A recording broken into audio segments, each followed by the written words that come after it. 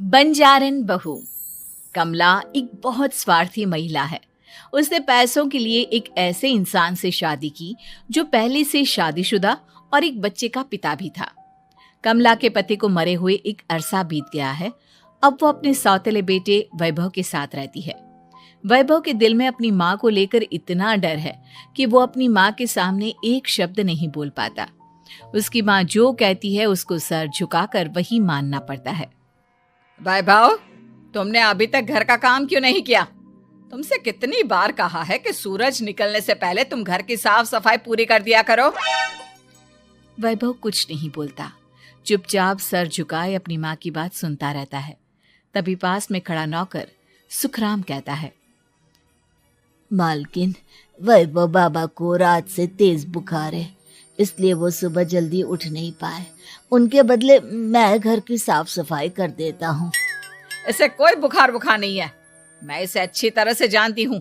ये सब काम न करने के बहाने हैं।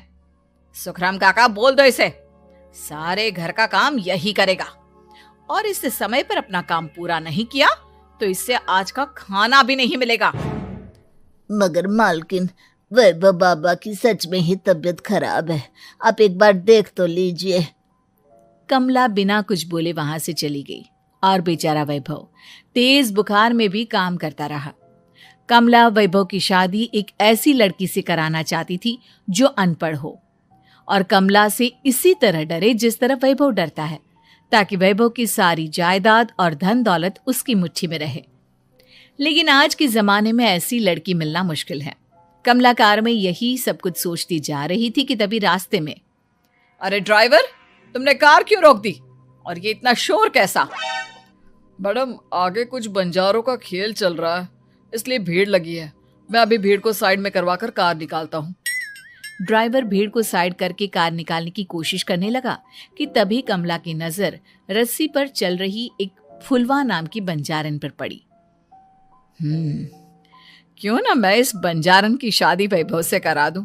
ये तो अनपढ़ लग रही है, मेरे पैरों तले दबकर भी रहेगी। मुझे अभी इसके माँ बाप से बात करनी होगी। ये सोचकर कमला ने उन बंजारों से बात की और उन्हें शाम को अपने घर बुलाया। फुलवा के माता पिता वहां उसे लेकर आ गए। उन्होंने इतना आलीशान घर पहले कभी नहीं देखा था। अच्छा हुआ आप लोग आ गए। देखिए, मुझे घुमा फिरा कर बात करने की आदत नहीं है, इसलिए सीधे सीधे मुद्दे पर आती हूँ। मुझे आपकी बेटी बहुत पसंद है। मैं अपने इकलौते बेटे की शादी आपकी बेटी फुलवा से कराना चाहती हूँ। इसके बदले में आप जो चाहो वो ले सकती हैं। तभी फुलवा की माँ कहती है, ये क्या कह रही है मैम साहब? कहीं आप हमारी गरीबी का मजाक तो नहीं उड़ा रही ना? आप मेरे बेटे से मिल लो। अगर आपको मेरा बेटा पसंद आता है तो मैं कल से ही शादी की तैयारी शुरू कर दूंगी। सुखराम, वैभव को लेकर आओ। फुलवा अपनी माँ के कान में फुसफुसाती है, माँ, कहीं इस मेम साहब का छोरा पागल तो ना है?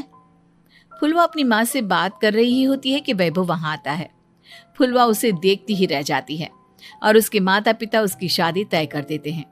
शादी वाले दिन किसी को फुलवा और वैभव की बेमेल विवाह की बात समझ में नहीं आती। फिर भी एक औरत कमला से पूछ ही लेती है, कमला जी, आपने अपने इकलौते बेटे की शादी देहाती गवार से क्यों करा दी? ये बंजारन आपके घर की बहू बनने लायक तो नहीं है। कम से कम अपने स्टेटस का ही ख्याल कर लिया होता। बहू तो अपने टक्कर की लाती, आपने तो बंजारन को ही बहू बना लिया। अब कमला को समझ में नहीं आ रहा था कि इस बात का क्या जवाब दे। वो कुछ देर चुप रही और सोच समझ कर कहती है, बहन जी, आपको तो पता है आजकल के बच्चे किसी की बात कहाँ सुनते हैं। मैं तो अपनी बहू एक पढ़ी लिखी और अपनी सोसाइटी की ही ढूंढ रही थी। लेकिन मेरे बेटे ने मेरे सामने इस बंजारन को लाकर खड़ा कर दिया। बोला कि मैं शादी करूंगा तो इसी से। अब भला मैं क्या करती? मुझे अपने बेटे के सामने झुकना ही पड़ा। कमला की ये बातें सुखराम भी सुन रहा था। उसने ये सारी बातें वैभव को जाकर बता दी। काका, मैं तो फुलवा को जानता भी नहीं, फिर माँ मेरे बारे में झूठ क्यों कह रही है? अरे बेटा, तुम कितने भोले हो, तुम्हें कुछ भी नहीं पता। तुम्हारे पिता अपनी सारी संपत्ति तुम्हारे नाम करके गए हैं। तुम्हारी माँ नहीं चाहती कि यह संपत्ति तुम्हें मिले, इसलिए उन्होंने तुम्हारी अनपढ़ लड़की से शादी करवाई ताकि तुम्हारी तरह वो भी अपने हक के लिए आवाज ना उठा सके। सुखराम काका, मैं क्या करूं, आप ही बताओ। माँ के सामने आते ही मेरे हाथ पैर कांपने लगते हैं। मैं माँ को कुछ भी नहीं कह पाता। वे दोनों बात कर ही रहे थे कि अचानक कमला वहां आ गई। कमला को देखकर दोनों घबरा गए। तुम दोनों फिर कभी बातें कर लेना, अभी फेरों का समय हो गया है, चलो जल्दी आओ। इस तरह फुलवा और वैभव की शादी हो गई। अगले दिन कमला ने फुलवा को बुलाया और उसे नसीहत देने लगी। देख बंजारन, तुझे मैंने अपनी बहू बना तो लिया है, लेकिन तुझे इस घर में आँख कान मुंह बंद करके रहना होगा। घर का काम कर और अपने पति से मतलब रख, समझी? कमला का ऐसा रवैया फुलवा को बिल्कुल समझ में नहीं आया। उसने वैभव से इस बारे में बात की। सुनिए ना, माँ जी ने जिस तरह मुझसे बात की मुझे अच्छा नहीं लगा। शादी से पहले तो वो मुझसे बहुत अच्छे से बात कर रही थी, लेकिन शादी के बाद उन्हें क्या हो गया? तुम ज्यादा मत सोचो, जैसा माँ कहती है वैसा ही करो। ये कहकर वैभव वहां से चला गया। अगले दिन वैभव को घर के नौकरों की तरह काम करता देख फुलवा को बहुत हैरानी हुई। फुलवा ने इस बारे में सुखराम काका से बात की तो सुखराम काका ने फुलवा को सारी बात बता दी। अब फुलवा को समझ में आ गया कि उसकी सास ने एक बंजारन को बहू क्यों बनाया। एक दिन वैभव घर का काम कर रहा था, तभी उससे कांच की प्लेट टूट गई। किसने गिराई ये कांच की प्लेट? वैभव को वहां खड़ा देख कमला ने छड़ी से उसे मारना शुरू कर दिया। उसके पैर में कांच चुभ गया और खून बहने लगा, लेकिन फिर भी कमला उसे मारे जा रही थी। ये देखकर फुलवा ने कमला के हाथ से छड़ी छीन ली और तोड़कर फेंक दी। बंजारन, तेरी इतनी हिम्मत, तूने मेरे हाथ से छड़ी छीनी? कमला फुलवा को थप्पड़ मारने ही वाली थी कि फुलवा उसका हाथ पकड़ लेती है। ओ सस माँ, मैंने मॉम की गुड़िया ना समझ लियो। बंजारन हो बंजारन, ईंट का जवाब पत्थर से देना जानती हूँ। आज के बाद मेरे या वैभव जी के ऊपर हाथ उठाने की सोचियो भी ना, समझी ससु माँ? ये कहकर फुलवा वैभव को लेकर वहां से चली गई। उसने वैभव के पैर पर पट्टी बांधी, उसके आंसू पोंछे। वैभव ने पहली बार किसी के दिल में अपने लिए इतना प्यार महसूस किया। अब फुलवा वैभव का हर काम में हाथ बटाती, उसका बहुत ख्याल रखती। इस तरह दोनों बहुत ज्यादा नजदीक आ गए। वहीं दूसरी ओर कमला सारी जायदाद अपने नाम करने की साजिश करने लगी। और एक दिन, वैभव, जल्दी बाहर आओ। कमला की आवाज सुनकर वैभव और फुलवा अपने कमरे से बाहर आ गए। जी माँ, आपने बुलाया? ये ले, इन कागजों पर साइन कर दे। वैभव कागजों पर साइन करने ही वाला था कि फुलवा वैभव के हाथ से पेन छीनकर कहती है, ना वैभव जी, आप इस पर हस्ताक्षर नहीं करेंगे। आओ बंजारन, मैं तुझसे बात नहीं कर रही। ये बात मेरे और मेरे बेटे के बीच की है। चुपचाप पेन दे दे, नहीं तो तेरी खाल उधेड़ लूंगी। ससु माँ, बंजारन की खाल इतनी भी ढीली ना होवे कि कोई भी उधेड़ लेवे। जो यकीन ना आता हो तो देख ले उतार के। और हाँ, बंजारन जरूर हूँ पर अनपढ़ ना हूँ।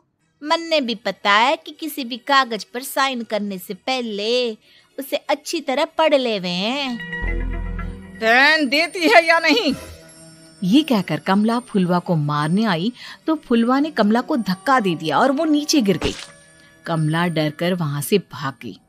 अब फुलवा ने वो कागज उठाए और वैभव के साथ सीधा वकील के पास चली गई।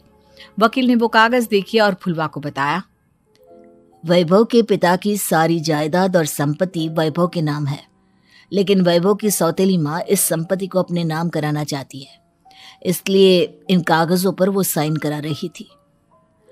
तो अब हमें क्या करना चाहिए वकील साहब? वकील ने फुलवा और वैभव को सब कुछ अच्छी तरह से समझा दिया। अब दोनों घर पर पुलिस को लेकर पहुंचे। कमला पुलिस को देखकर घबरा गई। पुलिस ने कहा, आपके नाम की कंप्लेंट हुई है, आपको हमारे साथ थाने चलना होगा। कंप्लेंट? कैसे कंप्लेंट? आप अपने सौतेले बेटे पर बहुत अत्याचार करती हो, धोखे से सारी जायदाद अपने नाम करा रही थी। अब नहीं इंस्पेक्टर साहब, जरूर ये मेरी बहू की कोई साजिश है, इसने गलत कंप्लेंट की है। मैडम, शिकायत आपकी बहू ने नहीं बल्कि आपके बेटे वैभव ने की है। कमला वैभव का नाम सुनकर दंग रह गई। जिस बेटे ने कभी उसके सामने सर नहीं उठाया था, आज वही बेटा उसके सामने पुलिस को लिए आया है। वैभव, तुम्हारी इतनी हिम्मत कि तुम पुलिस को ले आए? हाँ माँ, मैं लाया हूँ पुलिस को, और मेरे अंदर इतनी हिम्मत कभी ना आती अगर फुलवा मेरा साथ ना देती। आपने बंजारन बहू को लाकर अपने ही पैर पर कुल्हाड़ी मारी है माँ। मैडम, अब की बात खत्म हो गई हो तो चलो हमारे साथ।